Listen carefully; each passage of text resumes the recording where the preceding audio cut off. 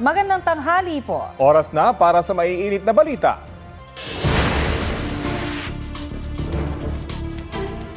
Mainit na balita, may panibagong tigil pasada na nakaamba ngayong linggo. Pangungunahan niya ng transport group na Manibela. May ulat on the spot si Manny Vargas ng Super Radio DZBB. Manny?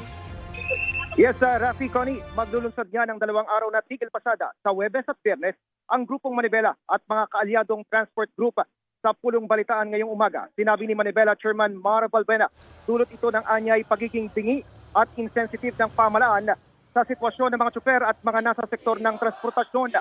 Marami umano sa kasamahan nila mula sa mga driver ng cargo truck, mga TNDS driver at motorcycle taxi drivers ang halos wala nang naiuwi sa kanilang pamilya dahil sa tumaas na presyo ng produktong petrolyo. Himutok pa ng grupo, hindi na itinuloy ang taas pasahe, may mga pasahero pang hindi nagbabayad ng pamasahe, kaya't mas malaki ang nawawala sa kita ng mga tsuper. Narito ang bahagi ng kanyang pahayag. Nakikiusap din tayo sa ating mga mahal na mananakay na sana maintindihan ninyo ang ating mga tsuper. Hindi lang po kayo ang may hapagkainan. Kung ayaw nyo ng taas pasahe, yung iba sana huwag naman nang mag 1, 2, 3. Isa, 2 pasahero lang ang hindi magbayad. Napakalaking kawalan na po.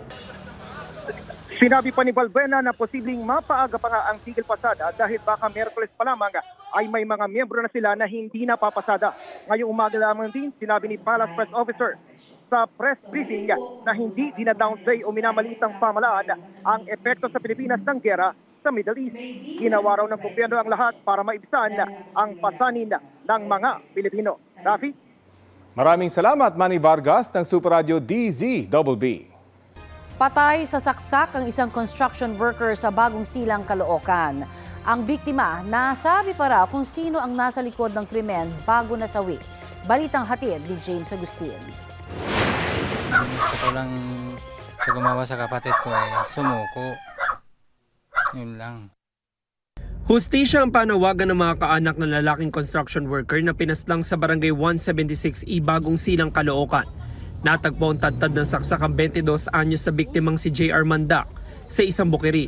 Ayon sa mga taga-barangay, nakatanggap sila ng tawag kaugnay sa insidente, kaya agad silang rumisponde. Nadatnan ko po yung tao, bali nakahiga na siya, duguan na po, marami ng saksak. May saksak po sa likod, sa dibdib, at saka sa liig. Ang sabi lang ng biktima, hindi siya makahinga. Naisugod pa sa ospital ang biktima pero binawian ng buhay. Ayon sa mga kaanak, nobyo ng dating kinakasama ng biktima ang nasa likod umano ng krimen. Palaisipan pa raw sa kanila kung anong posibleng motibo. Nitong Pebrero lang na magkahiwalay ang biktima at kanyang kinakasama. Nakapagsalita pa na siya, yun ang gumawa sa kanya. Wala naman siya nabanggit na magkahawa siya. Hindi na muna nagbigay ng pahayag ang Caloocan Police kaugnay sa insidente. Nagpapatuloy ang kanilang manhunt operation para mahuli ang salarin. James Agustin nagbabalita para sa GMA Integrated News. Balik Pilipinas na ang mahigit 300 OFW at dependents nila na nirepatriate matapos maipit sa giyera sa Middle East. Sinalubong sila ni Pangulong Bongbong Marcos sa Villamor Air Base sa Pasay. Ang mga OFW nalula ng eroplano galing Saudi Arabia, Bahrain, Kuwait at Qatar. Ibinyahe sila sa pamamagitan ng land travel na inabot ng 7 hanggang 8 oras bago makarating sa Saudi Arabia kung saan galing ang kanilang chartered flight. Ang pangako ng gobyerno, lahat sila ay makatatanggap ng post-repatriation services gaya ng financial assistance, employment facilitation at livelihood capital. Ayon sa Department of Migrant Workers, mahigit 1,700 OFW at kanilang dependents na ang nakauwi sa Pilipinas simula nang mag-repatriate dahil sa giyera sa Middle East.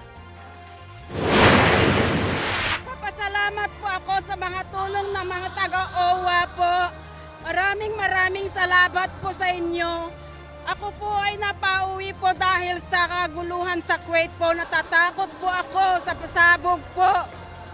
Kaya maraming salamat po at nakauwi ako dito sa Pilipinas po. May mga DMW, Migrant Workers Office, OWA, in partnership with the DFA, na mga land crossings kasi sarado ang airspace in Kuwait, in Bahrain, and limited or restricted ang airspace sa Qatar. So it was a land crossing effort. It took about, on average, about 7 to 8 hours to get to Riyadh, Saudi Arabia. Simula na ngayong araw ng 50% discount sa pamasahe para sa lahat ng pasahero po ng LRT2 at MRT3. Sa LRT2, 8 hanggang 18 pesos ang pasahe sa single journey ticket. Depende po yan sa destinasyon. Habang sa stored value card o beep card ay mula 6 pesos and 50 centavos hanggang 16 pesos and 50 centavos. Automatic na ang discount pagbili po ng ticket o pag-tap ng beep card. 6 pesos hanggang 14 pesos naman ang bagong pasahe sa MRT3, mapa single journey, stored value o cashless payment. Wala namang pagbabago sa 50% ding discount para sa senior citizen, persons with disability at mga estudyante. Sabi ni MRT3 General Manager Michael Kapati, nagdagdag sila ng mga tauhan at seguridad para umalalay sa inaasahang pagdami ng pasahero dahil sa discounted fare. Kasabay ng mga bulkang Mayon, Canlaon at Taal, nag-aalboroto rin ang bulkang Bulusan sa Sorsogon. Itinaas ng PHIVOLCS ang Alert Level 1 sa bulkang Bulusan itong weekend. Ibig sabihin niyan, nagkakaroon ng low-level unrest ang bulkan at may tsansa ito ng phreatic eruption. Mula noong March 15, naitala sa bulkang Bulusan ang mahigit 400 volcanic earthquakes, indikasyon ng hydrothermal activity nito. Sa nakalipas na 24 oras, nagkaroon ng halos 30 volcanic quake ang bulkan at nagbuga ng mahigit 70 toneladang asupre o sulfur dioxide. Pinaalalahanan ng mga residente na iwasang pumasok sa 4-kilometer radius permanent danger zone ng bulkan. May banta kasi ng rockfall, ashfall at pyroclastic density current. Huli kam sa Tulunan, Cotabato, bumibiyahe ang motorsiklo sa National Highway sa Barangay La Esperanza nang sumulpot ang isang humaharurot na pick-up. Nag-overtake ito at nasagi ang motorsiklo. Natumba ang motorsiklo sa kalsada habang dire-diretso lang ang pick-up. Sugatan ang magamang sakay ng motorsiklo na papunta sana sa manghihilot para sa anak na may sakit. Nananawagan ng barangay sa mga kalapit na lugar na makipag-ugnayan sa kanila o sa Tulunan Police kung may iba pang kuha ng CCTV para matukoy ang driver na nakasagi sa magama. Bukod po sa mga nasa Metro Manila, ilang transport group na rin sa iba pang probinsya sa bansa ang nagtigil pasada na rin. Ang gobyerno naman patuloy sa pamimigay ng ayuda sa iba pang naapektuhan ng mega oil price hike. Balitang hatid ni Darlene Kai. Hindi pa magme-menor ang presyo ng petrolyo. Sa Martes, ayon sa industry sources, 16 hanggang 18 piso ang inaasahang dagdag sa kada litro ng diesel at 9 hanggang 11 piso naman sa kada litro ng gasolina. Kaya posible raw lumagpas sa 120 pesos o higit pa ang kada litro ng diesel sa ilang gasolinahan. Sa ngayon talaga ma'am, wala lang kinikita. Tsatsaga na lang po kami, wala nang ibang hanap buhay. Swerte na si JR kung kumita ng 300 piso sa isang araw.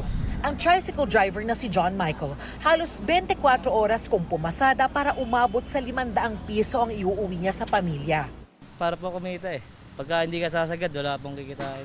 Sabi nga ng jeepney driver na si Ray, mabuti sana kung may tumutulong sa kanila. Sa ngayon ang hirap, masahol pa sa pandemic ngayon. Kaya nagkasa ng Transport Holiday ng ACTO, Alliance of Concerned Transport Organization at iba pa nilang kasama. Nasa 20,000 modern at traditional jeep daw sa buong bansa ang hindi papasada. Ibanggaman namin ang aming mga ulo sa pader. Talagang hirap na hirap po kami at talagang lugi po ang mga drivers natin kapag po sila ay bumiyahe na napakamahal po ng ating mga kurudo. At ito po ay talagang dagok po sa hanay ng transport sector. Nananawagan sila ng ayuda mula sa pamahalaan at pangunawa raw kung hindi makabayad agad sa pagbili ng mga unit ng modern jeep. Ang pinakahihingi namin dito sa lahat, yung mga nakapag-modernize na po ma'am, yung moratorium doon sa mga bangko na sana tulungan kami ng gobyerno na wag muna kami makapagbayad dahil nga krisis ngayon kahit 3 buwan o 6 na buwan. Tigil pasada rin ang nasa halos 2,000 miyembro ng Western Visayas Alliance of Transport Cooperatives and Corporations Incorporated. Suspendido ang face-to-face classes sa lahat ng antas sa Iloilo City. Tigil pasada rin ng Northern Mindanao Federation of Transport Cooperative o NOMFED-TRASCO. Ayon sa LTFRB Region 10, naiintindihan nila ang sentimiento ng mga transport group dahil sa krisis sa petrolyo. pero hindi raw dapat mabalda ang sektor ng transportasyon kaya nakikipag-ugnayan na sila sa mga LGU at mga pribadong kumpanya na maaaring tumulong para may masakyan ang mga pasahero. Sisimula na ngayong linggo ng DSWD ang pamimigay ng ayuda sa mga jeepney at TNBS driver at mga motor taxi at delivery riders. Across the board, tig pa 5,000 pesos. May round 2, round 3, depending yan sa mga mangyayari na event sa mga darating na araw. Magsisimula tayo magbigay ng cash relief assistance sa TNBS drivers sa Tuesday, March 24. Sa public utility jeeps sa Wednesday, March 25. Sa lahat ng delivery services sa Thursday at Friday, March 26 and 27. And then para sa motorcycle taxi, Saturday, March 28. Darlene Kai, nagbabalita para sa GMA Integrated News. Ito ang GMA Regional TV News. Huli kamang pananakit sa isang lalaki sa Lawag, Ilocos Norte.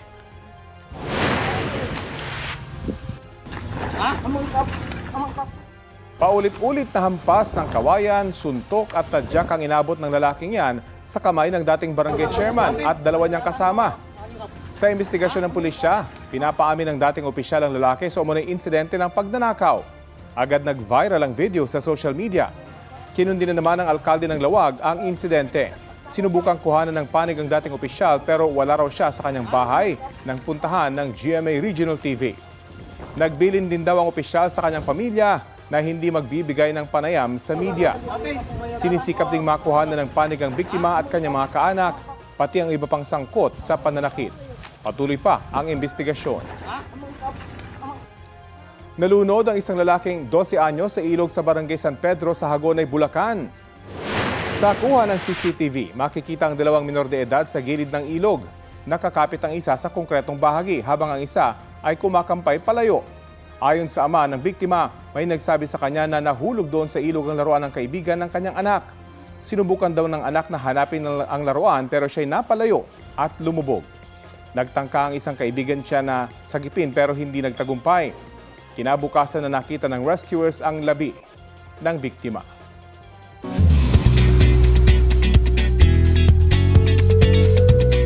Absolute fire ang comeback ng record-breaking group na BTS nitong weekend. Mapatimbahay o live audience na ARMY, mixed emotions ang naramdaman nang makita ulit ang mga idolo sa entablado. Narito ang latest mula kay Jamie Santos. Spring Day has finally come sa much-awaited comeback concert ng K-pop superstars BTS. Kaya ang ARMY from all around the globe, full support sa OT7. Sina RM, Jin, Suga, J-Hope, Jimin, V at Jungkook na namiss raw ang kanilang fans. Thank you for joining us. It's been a long journey, but now we're finally here! BTS made the whole city jump sa first ever performance nila ng kanilang bagong kanta mula sa kanilang comeback album na Arirang, tulad ng Body to Body. Everything was lit nang kantahin nila ang Faya, ang kanilang title track na Swim,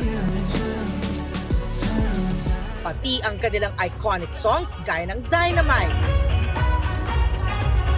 at Butter. Hindi syempre nawala ang love letter ng BTS sa ARMY.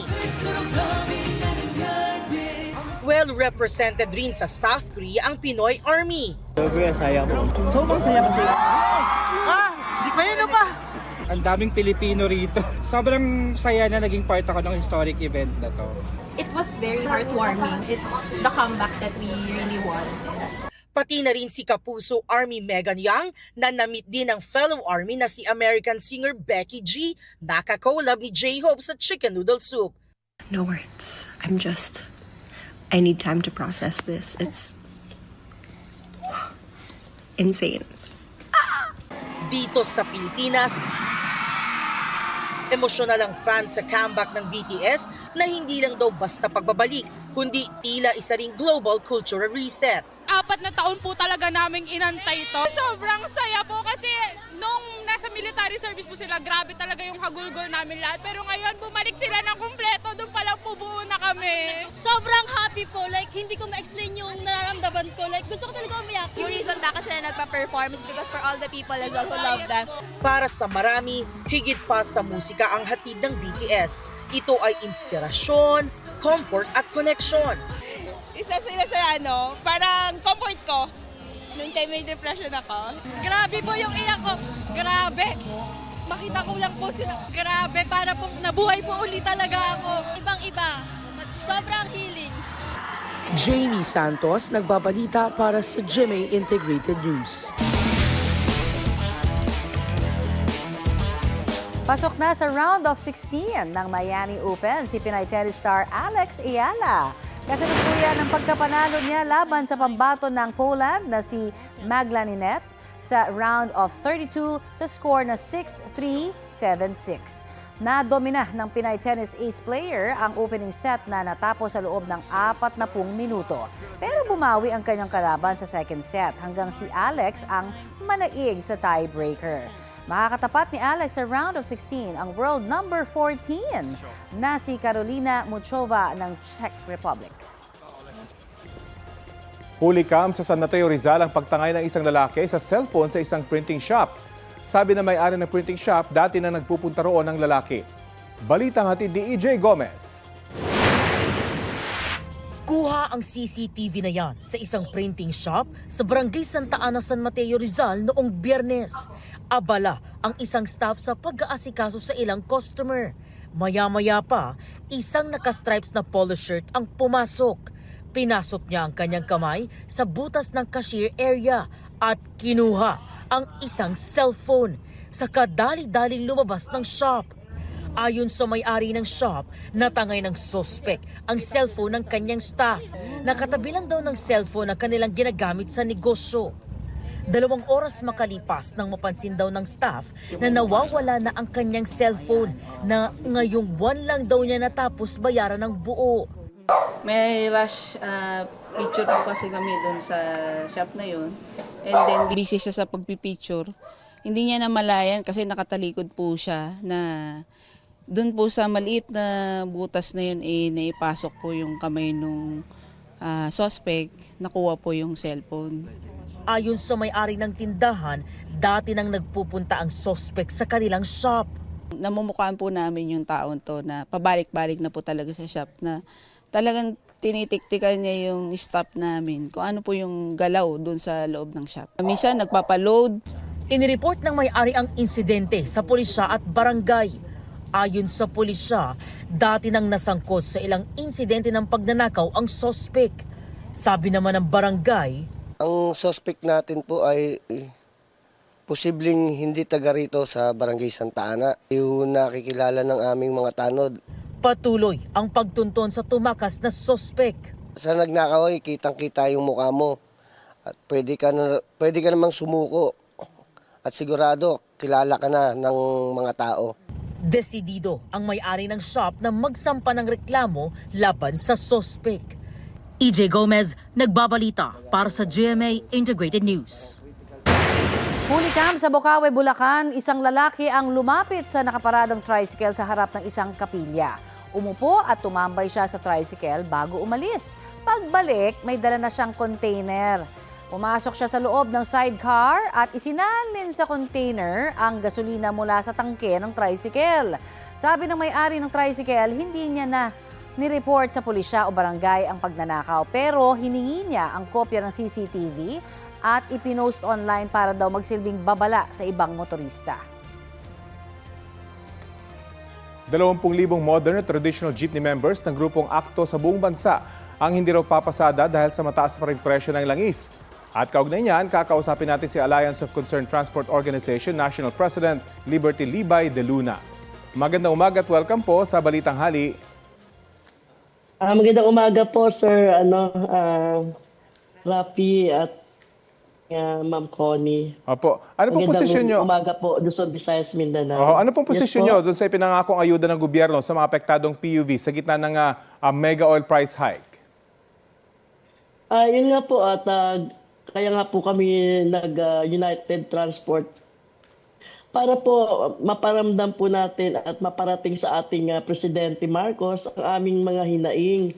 Kagaya ng fuel subsidy, ay hinihingi po namin yan at ayuda from the SWD at ganoon din po sa service contracting, sir, na sana po may yung aming mga cooperatives at mga korporasyon, ganoon din traditional jeep natin na nakakonsolidate na po. Sana po makinabang din po kami dito para doon sa mga libreng sakay, maservisyohan po namin ang aming mga mananakay nationwide. Isa rin po sa mga hinihingi nyo yung moratorium sa amortization ng modern jeeps. Yes po, yung moratorium po, kailangan po namin yan dahil doon sa mga members po namin na mga cooperatives at korporasyon, ganun din po sa cooperatives at sa ibang mga federation. Yun po yung aming hinihingi na sana magkaroon po ng concrete solution po dito dahil sa sobrang taas po ng ating mga diesel, hindi na po namin kaya magbayad ng amortization buwan-buwan. Sana po may 3 months po kami makuha dito or 6 months na pag bumalik na po yung ating pagbaba ng diesel po sa buong Pilipinas, po kami ng tuloy-tuloy. Sana magkaroon po tayo ng ganun na Magkano agreement. ho ba on average yung kailangan bunuin ng isang modern jeep unit para makabayad po ng utang sa bangko? Sir Rapi, iba-iba po to conforme po dun sa motors na kinunan kagaya ng may mahal, may mura. Yung iba po 38,000, may 39, may 46. Yung iba nga, pinakamahal nga dito sa Rafi, bali 60,000 a month. Sa ngayon po, magkano na lang ho kinikita kada buwan itong mga grupong ito? Sa araw po, yung araw po nila kasi may may boundary to parang kailangan ibalik mo yung parang pang-amortization nila araw-araw. So kalahati na lang ho ba ang na kinikita sa wala na talagang pambayad sa amortization? Yes po, ang nangyayari po dito, sir, ang nangyayari dito, yung ating mga drivers at operators, siyempre kailangan magbaba sila ng boundary para ma-caught up ng mga drivers natin nationwide yung kanilang boundary. Kasi ang nagbabayad ng ating mga drivers, mga drivers. So, hindi pa rin na problema po dito, sir. Ang titigil sa kanilang sa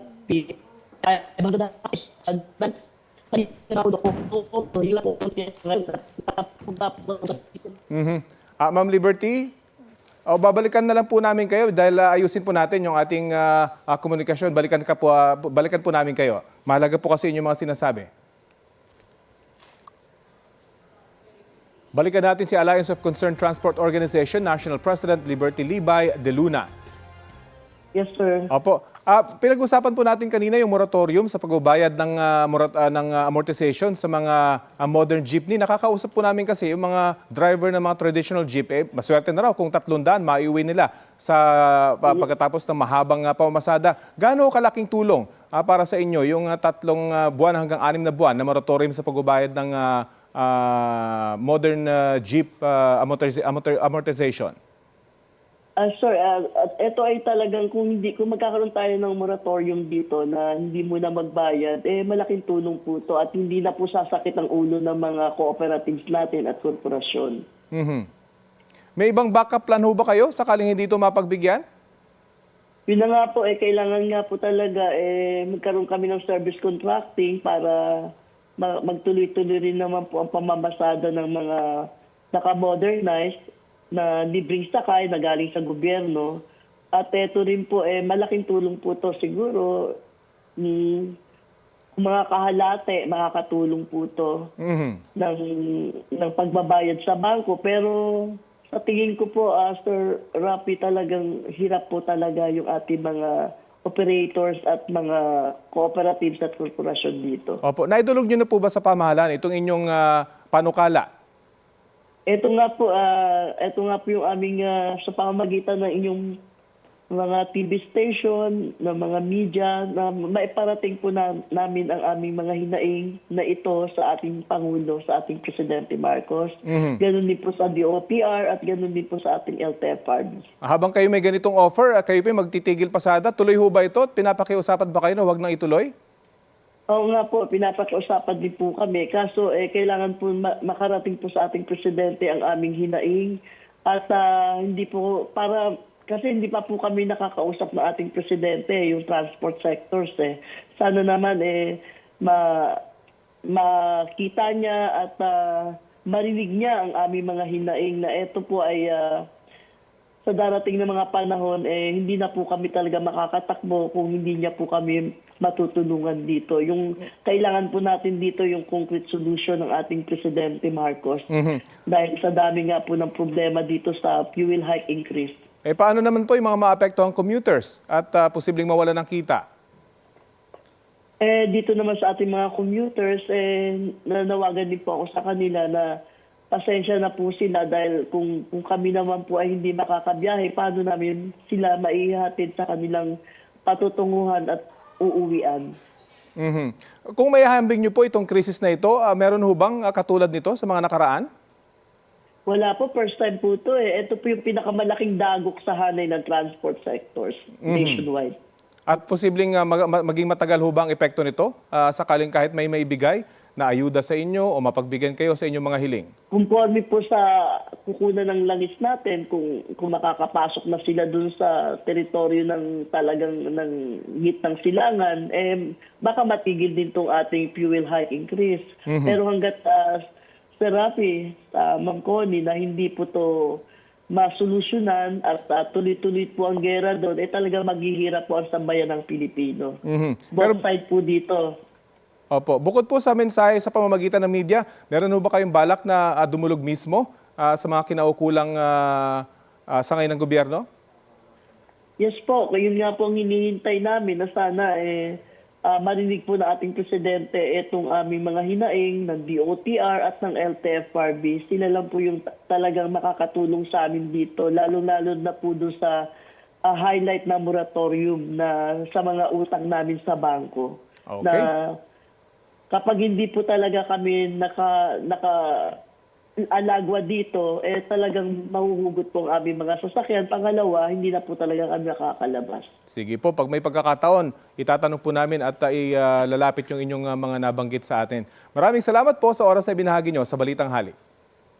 Maraming po salamat, Sir Rafi at Ma'am. Samantala, bukod po sa mga driver, makatatanggap din ng 5,000 pisong ayuda ang mga magsasaka. Ayon po kay Agriculture Secretary Francisco Tiu Laurel Jr., 50 milyong piso ang budget para sa tulong pinansyal sa halos 10,000 magsasaka na gumagamit ng mechanized equipment.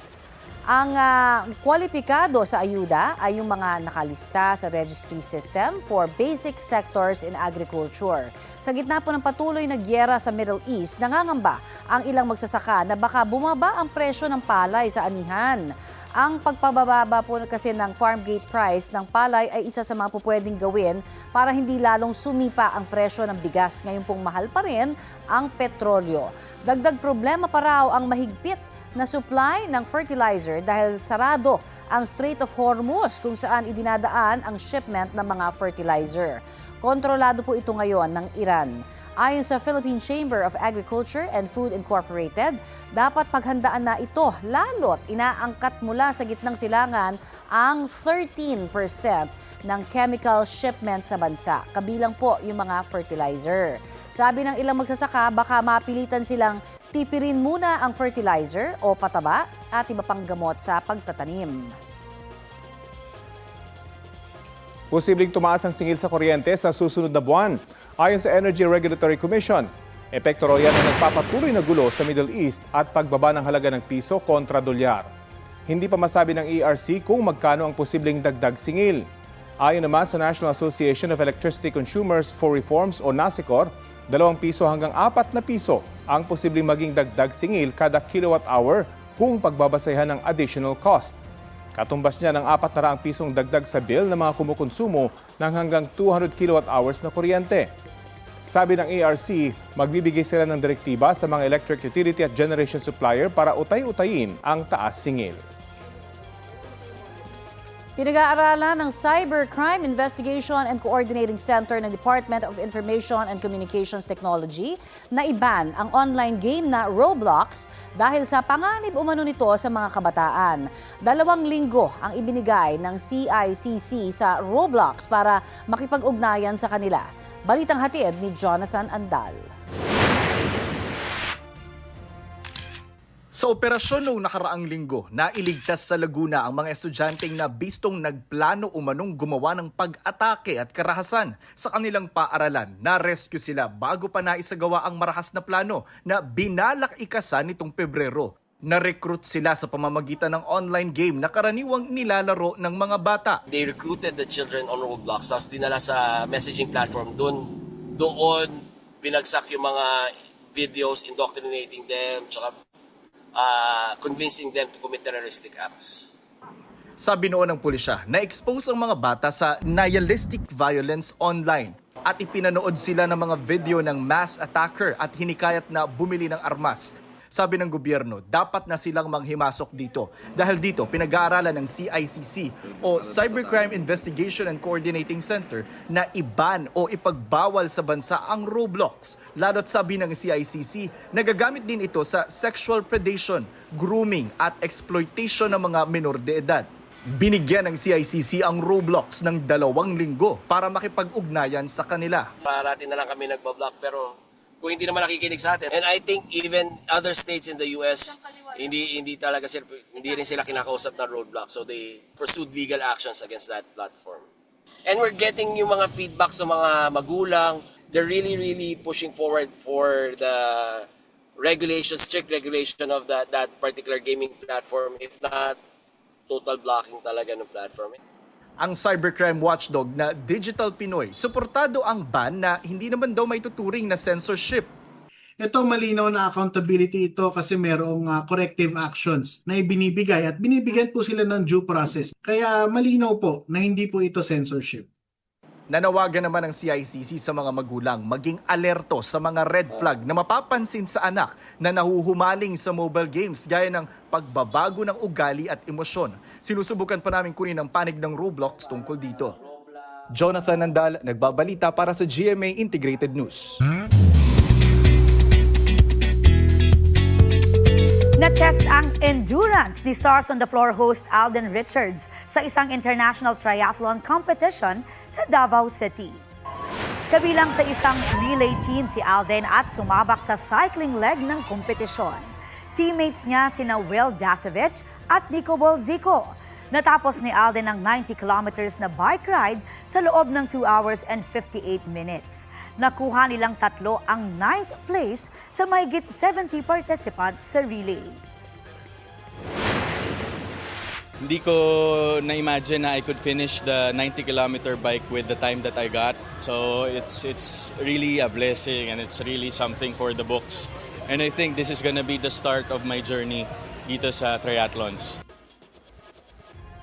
Napapanood si Alden bilang host sa Stars on the Floor tuwing Linggo 7:15 p.m. sa GMA.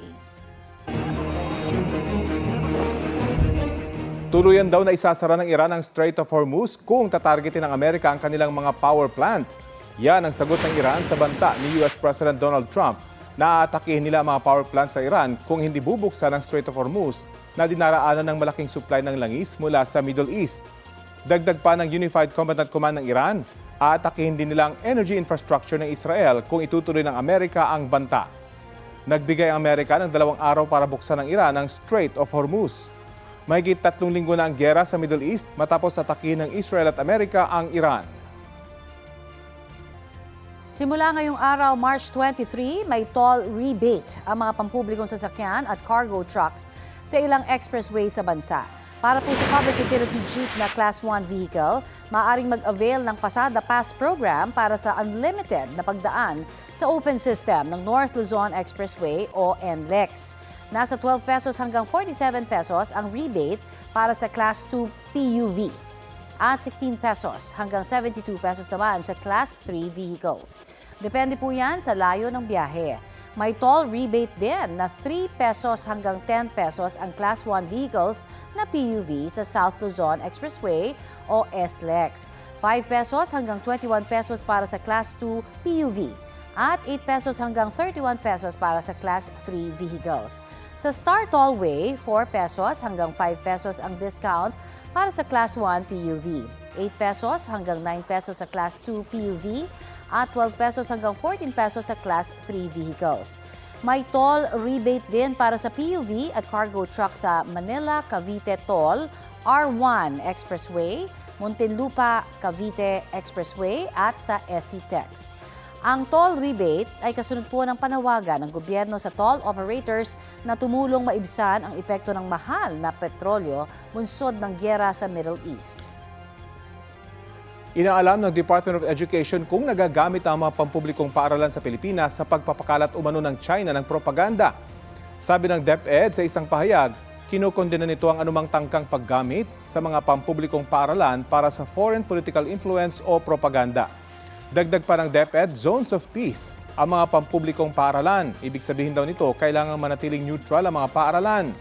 Dapat nila nakatuon ang mga ito sa paghubog ng kritikal na pag-iisip, pagiging makabayan at paggalang sa kasaysayan at soberanya ng Pilipinas. Nauna nang sinabi ng maritime security expert na si Ray Powell na ginagamit umano ang mga eskwelahan kabilang ang mga Chinese school para asaanyay propaganda. Posible rin umanong nagagamit ng ilang Chinese language media na nakabase sa Maynila para sa propaganda. Ilan lang yan sa nakita nila sa investigasyon sa umuning network ng mga organisasyong konektado sa United Front Work Department ng Chinese Communist Party at nag-ooperate umano sa Pilipinas. Sinusubukan pa naming makuha ang panig ng Chinese Embassy at Malacanang kaugnay sa issue. Aprobado na ni Pangulong Bongbong Marcos ang 3-term school calendar. Target po itong ipatupad sa academic year 2026-2027 sa mga pampublikong eskwelahan.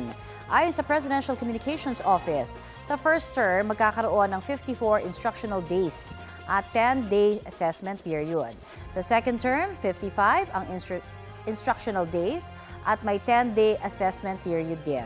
At sa huli o yung third term, 61 ang instructional days at mas maikli na ang assessment period na 6 days lamang. Dahil po sa pagbabago, mababawasan ng isang full grading cycle, kaya inaasahang mababawasan din ang trabaho ng mga guro. Sa kabila po nito, binigyang diin ni Pangulong Bongbong Marcos na dapat mapanatili ang 180-day contact period sa pagitan po ng mga guro at estudyante. Sa inilabas na school calendar ng Education Department, ang first term ay mula Hunyo hanggang Setyembre. Setyembre hanggang Disyembre naman ang second term at mula Enero hanggang Marso ang huling term. Pinabulaanan ng Land Transportation Office ang kumakalat na impormasyon online kaugnay sa umunoy taas singil sa pagpaparehistro ng mga sasakyan. Ayon sa LTO, sinasabi sa mga post sa social media na nagtaas sila ng singil ng halos 100%. Hindi po yan totoo. Huwag maniwala at lalong huwag magpakalat ng mga maling impormasyon. Para sa mga opisyal na anunsyo, magpunta lamang sa official website at social media pages ng LTO.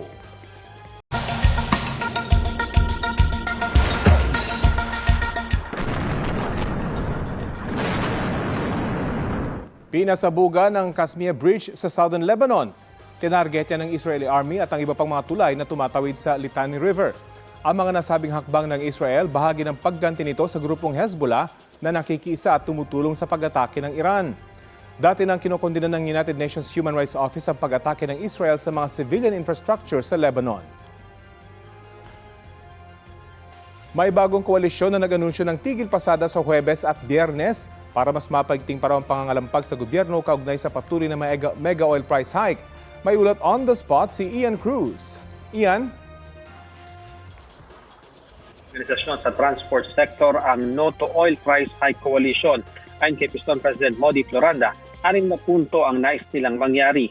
Una, i-roll back ang presyo ng langis, tanggalin ang VAT at excise tax sa produktong petrolyo, ibasura ang oil deregulation law, ipatupad ang fair hike at taas sahod, isabansa ang industriya ng langis at ang pagpapatigil sa giyera sa gitnang silangan. Sabi ni Floranda, magkakaroon ng nationwide transport strike ang hanay nila sa March 26 at 27. Mas malaki raw ngayon ang pagkilos dahil iba't ibang samahan na ang kasama mula sa jeepney drivers, TNVS drivers, MC taxi drivers at mga delivery riders at iba pa. Kaisa rin nila ang hanay ng commuters, pati na ang iba pang progresibong grupo. Ayon kay Andy Espiritu ng Ka-Rider, marami sa kanila ang kung hindi makakapunta sa mismong protesta, magpapatay ng app para ipakita ang pakikiisa sa pagkilos. Sabi naman ni Dong Pangan ng Kagulong, pagamat umaaray ang maraming riders sa taas presyo ng langis, sasama pa rin ang iba sa motorcade para kondinahin ang patuloy na pagtaas ng langis. Si Teddy Casino ng Bayan sinabing nasa mesa na raw ng Pangulo ang ipinasa ng Senado at Kamara para sa emergency powers ng Pangulo, pero bakit hindi pa raw ito napipirmahan? Ang Pangulo na raw ang nagsabi na sapat ang supply ng langis sa bansa hanggang Abril, ngunit ngayon pa lang daw ay napakataas na ng presyo dahil daw may mga nagsasamantala at laganap ang spekulasyon. Anya, nagsasamantala rin daw ang gobyerno dahil ang pat ay lumalaki kapag tumataas ang presyo ng petrolyo. Tila nasa state of denial pa raw ang Pangulo sa sitwasyon sa bansa, pero hindi raw normal ang nangyayari dahil nasasaktan na ang karaniwang Pilipino.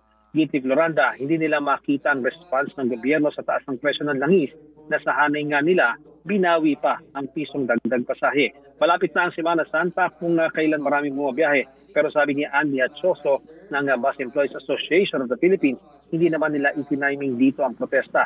Ang nagtulak daw sa kanila ay ang pagiging pabaya ng gobyerno at ang patuloy na pag-uutak-pulbura ng Amerika. Kaya may gera. Tinanong si Floranda, ukol sa umunoy pagpapatawag ng Malacanang sa mga transport groups, ani Floranda, tapusin muna raw ang welga bago sila makipag-usap. Hinihingan pa natin ang reaksyon ng Malacanang sa mga ipinunto ng No to Oil Price Hike Coalition, pero sinabi na kanina ni Palace Press Officer Yuse Claire Castro na ginagawa ng gobyerno ang lahat para maibsan ang epekto sa bansa ng giyera sa Middle East. Balik sa iyo, Rafi. Iyan, laging issue kapag kami mga ganitong tigil pasada, may mga bumabiyahe pa rin at pinipigilan ng mga grupo. Nabanggit ba dyan kung paano ito tutugunan, Ian?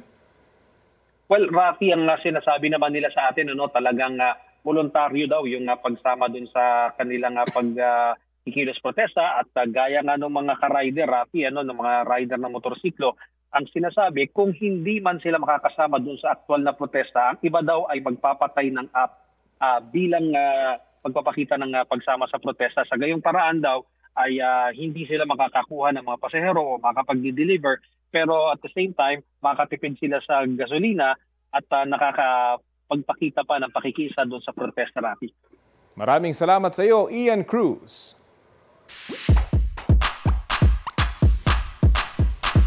Matapos po ang ilang dekada, may nakita muli na buhay na Philippine deer sa lalawigan po ng Marinduque. Ayon sa Department of Environment and Natural Resources, Mimaropa, hindi bababa sa 10 usa ang nakita sa barangay Makulapnit sa bayan ng Santa Cruz. May nakita ring mga footprint ng nasabing hayop sa bayan ng Buwak. Patunay raw ito na muling dumarami ang mga usa sa kanilang lugar. Itinuring na locally extinct ang Philippine deer matapos itong hindi namataan sa loob ng ilang dekada. Panawagan po ng mga otoridad sa publiko tumulong sa pangangalaga sa Philippine deer. May bagong role na gagampanan si Sparkle star Sanya Lopez this coming May. Kabilang si Sanya sa bibida sa film na Midnight Girls with Jody Santa Maria, Loisa Andalio at Jane Oineza. Iikot ang kwento sa journey ng Pinay entertainers sa Japan. Ipakikita sa film kung paano sila lumalaban sa hamon ng buhay. Sa panayam ng GMA Integrated News, ibinahagi ni Sanya ang mga naging paghahanda niya para sa role niya sa Midnight Girls at ang taping nila sa Japan. Mag-aral kung paano mag-Japanese, isa yon. At the same time, syempre, working with them, syempre nag-a-adjust din ako, trinay ko muna, kinapa ko muna sila kung paano sila katrabaho, pero grabe, iba sila makisama and super nag-enjoy din ako. Ang galing ng lahat, talagang kailangan ko rin galingan kasi nga, pag hindi natin ito ilalaban, paano tayo lalaban? Bago ang world premiere ng GMA Afternoon Prime Series na Born to Shine mamayang hapon, nagpasaya muna ang ilang cast ng mga kapuso sa isang mall tour sa Dasmariñas, Cavite. All-out performance ang ipinakita nina Zephanie, Michael Sager, Olive May, Migs Cuaderno at Rosel Nava. Naki-meet and greet din dyan si Smokey Manaloto. Warm welcome naman ang sinalubong ng Kapuso fans. Sa panayam ng GMA Integrated News, excited na sila na mapanood mamaya ang musical series na tumatalakay sa journey ng isang singer. Makakasama rin nila sa series sina Vina Morales, Manilyn Reynes at Tina Paner. Mamayang 2:30 p.m. na yan sa GMA Afternoon Prime. Basta kasal, extra special yan para sa maraming Pinoy. Kaya naman ang wedding entourage, carefully selected yan. Ang isang kasalan sa San Jose del Monte, Bulacan, hindi the usual ang coin, Bible at ring bearers. Hindi kasi baby boys or baby girls ang kanilang napili na benta rin sa netizens. Ito na, presenting ang Kuya Bearers, sina Dariel, EJ at Ellery. Nagsilbi silang Bible coin at ring bearer sa wedding noong pong December 2025 ng mga kaibigan nila na sina AV at Ezekiel. Kwento ng newlywed, pareho silang only child. Kasama nilang lumaki ang kanilang kuyas na witness sa kanilang paglaki at pagmamahalan. Kaya naman, isinama nila sa entourage. Kahit tila overage na sila maging bearers at married na, kinuha pa rin nila. Okay na raw ang adults para less tantrums. Relate naman dyan ang ilang netizens. Kaya ang post na yan, may mahigit 400,000 views na. Certified Trending!